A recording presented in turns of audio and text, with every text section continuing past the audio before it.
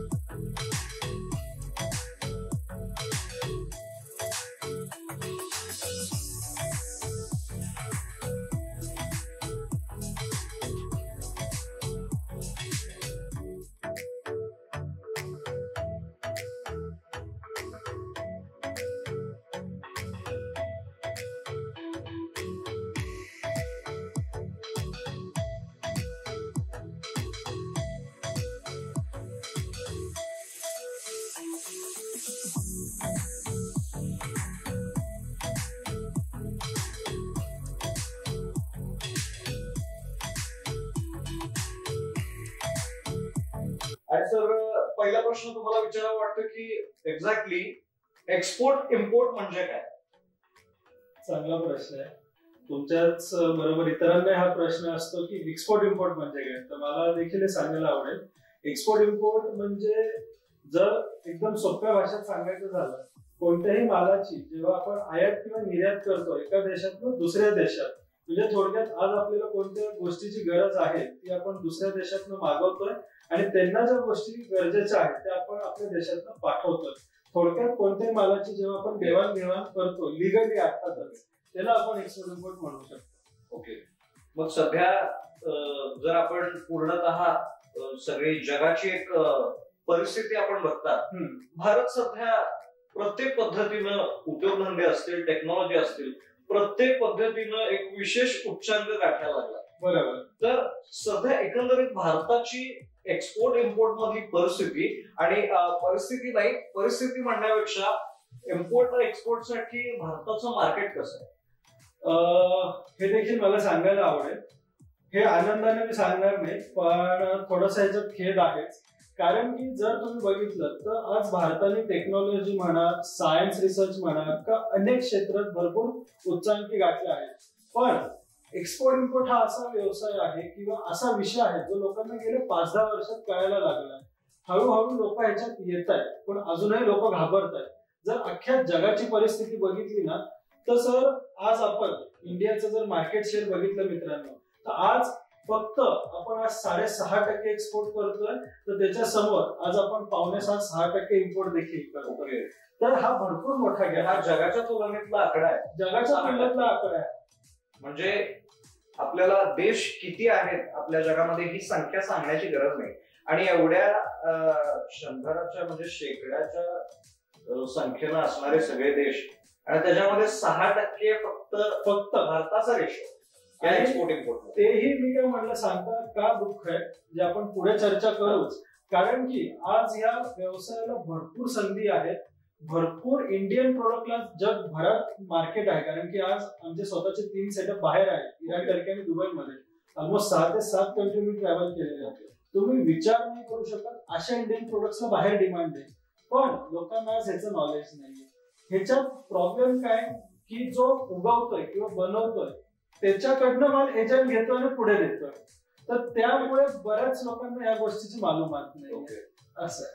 मग भारतामधून विशेषतः महाराष्ट्रामधून अशा कोणत्या गोष्टी सध्या तुम्ही मगाशी गल्फ कंट्रीजचा उल्लेख केला, तर सध्या अजून एक प्रश्न मनामध्ये येतोय की दुबईला जाऊन काम करण्याकडे लोकांचा कल वाढलेला आहे. बरोबर आहे.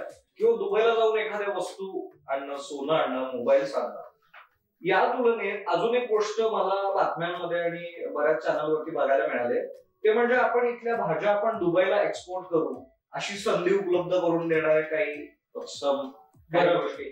तर हा प्रश्न मनामध्ये काय आला, कारण एक्सपोर्ट इम्पोर्ट बद्दल विचारायचं म्हणजे मी खूप काही विचारू शकतो आणि तुम्ही खूप काही जेन्युइन नॉलेज देऊ शकता, बट लोक काही ह्यामध्ये सर फसलेले आहेत. एक्झॅक्टली फसलेले आहेत ना, अजून फसतायत.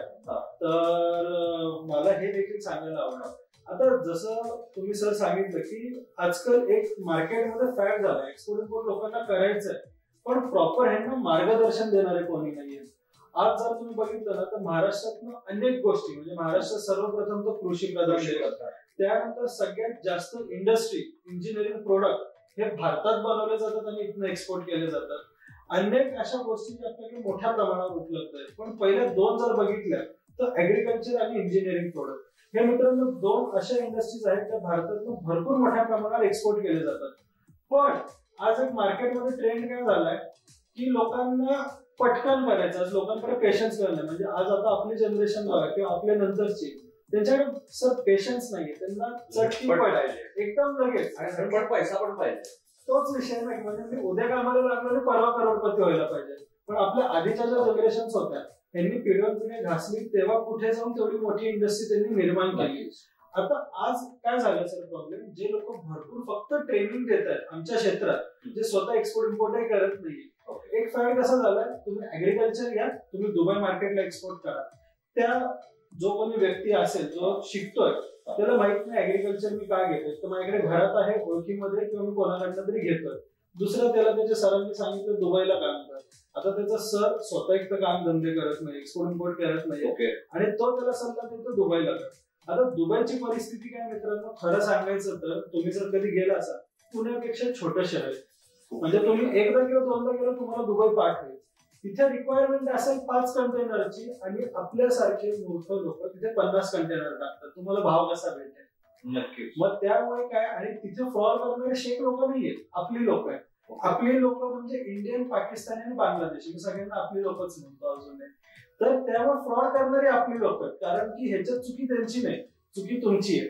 का तर ह्यांना ऍक्च्युअल प्रोसिजर माहित नाहीये. त्यांना नीट शिकायचं नाहीये, त्यांना इझी काहीतरी प्रोडक्ट घ्या, दुबईला टाका. आम्ही काय म्हणतो, तुम्ही घेतायत ना फळभाज्या घ्या, चुकीचं प्रोडक्ट नाहीये, पण चांगल्या मार्केटला टार्गेट करा ना. युरोपला टाका, तुम्ही मलेशिया सिंगापूरला करा, श्रीलंकाला करा, नेपाळला करा, बांगलादेशला करा.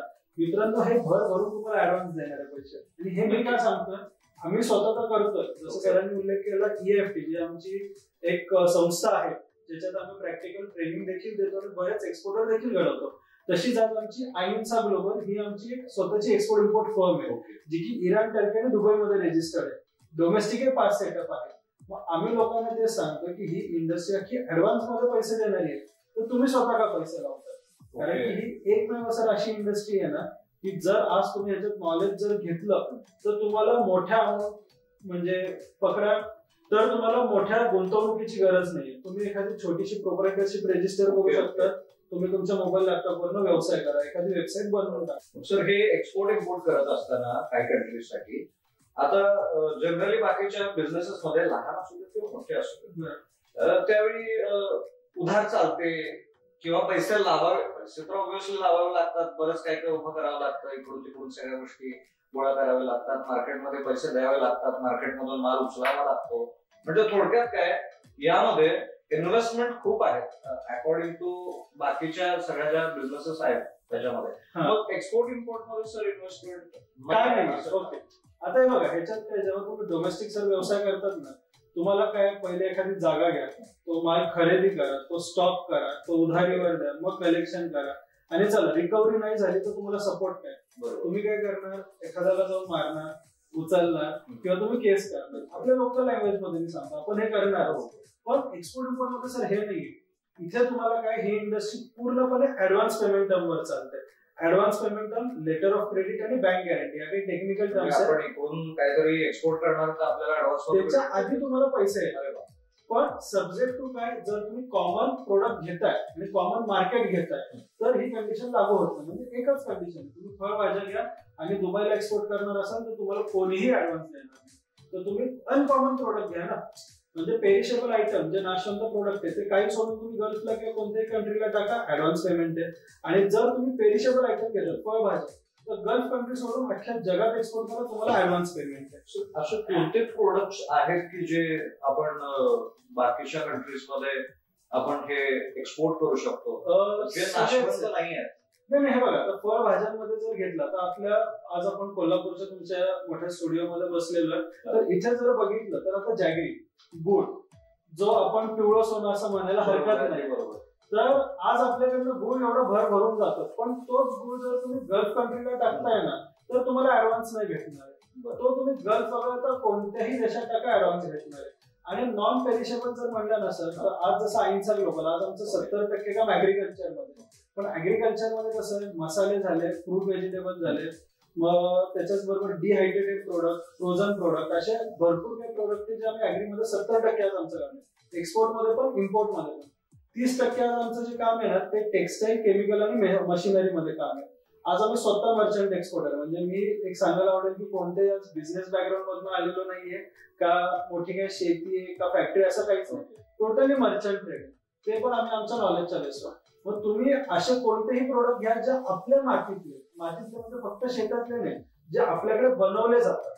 मग ती फॅक्टरी मधले प्रोडक्ट असू द्या, मशिनरीज किंवा chemicals, leather product, textile product, कोणत्याही गोष्टी असू द्या, किंवा आपल्या मातीत उगवणारे प्रोडक्ट म्हणजे शेतीच प्रोडक्ट असू द्या. एक छोटंसं उदाहरण मी देईल. तसं आपल्याकडे बघा आता ड्रॅगन फ्रूट उगवतात, बरोबर, आणि तो नवीन फॅड फळावर लागलेला आहे. पण ड्रॅगन फ्रूट जर बघितलं ना तर मुळात हे आपलं प्रोडक्ट नाही, आपल्या देशातलं नाही, हे जेनेटिकली आपण बनवलेलं आहे. मूळ फ्रूट जे आहे ना हे व्हिएतनामचं आहे, हे जे आम्ही इम्पोर्ट देखील करतो. आता तुम्ही उगवणारं ड्रॅगन फ्रूट आणि इम्पोर्ट केलेला ओरिजिनल ड्रॅगन फ्रूट बघितलं, वजनामध्ये फरक आहे, त्याच्या सालपटमध्ये फरक आहे आणि चवीमध्ये फरक आहे. रंगामध्ये एवढं नाही, रंगात आपण ते डेव्हलप केलेलं आहे की ते व्हाईट फ्लेश आणि रेड फ्लेश असं डेव्हलप केलं. पण आपली जी क्वालिटी आहे ती एक्सपोर्ट होणार आहे. तर लोकांना हे कळायला पाहिजे की आपण प्रोडक्ट असे घ्यावे जे आपण डोमेस्टिक व्यवसाय करू शकतो, एक्सपोर्ट इम्पोर्ट मध्ये करू शकतो. कमिंग टू ओरिजिनल क्वेश्चन, जर तुम्ही विचारला इन्व्हेस्टमेंट काय लागणार नाहीये, तर इथे तुम्हाला कसं आहे की समोरचा जो कोणी बायर आहे तो तुम्हाला परचेस ऑर्डर बरोबरच ऍडव्हान्स पेमेंट देतो. आणि त्यानंतर तुम्ही सगळी प्रोसेस सुरू करता, तेव्हा तुमचा पैसा गुंतत नाही. बरोबर. दुसरं महत्वाचं म्हणजे ह्याच्यात तुम्हाला उधारा राहत नाही आणि चला तुमचे पैसे लटकत नाही, कारण की अशा काही गव्हर्नमेंट आणि काही प्रायव्हेट पॉलिसी हे काय म्हणतात, एक्सपोर्ट इम्पोर्ट करताना रिस्क मिटिगेट करा, म्हणजे इन्शुरन्स तुम्ही घ्या, जेणेकरून उद्या तुमच्या बरोबर कोणताही फ्रॉड झाला, कोणतेही लॉसेस डॅमेज झाले, पर कंटेनरला आग देखील लागली, तुमचा पैसा कुठेही जात नाही. या बॉडीज मार्फत 100% क्लेम तुम्हाला दिला जातो.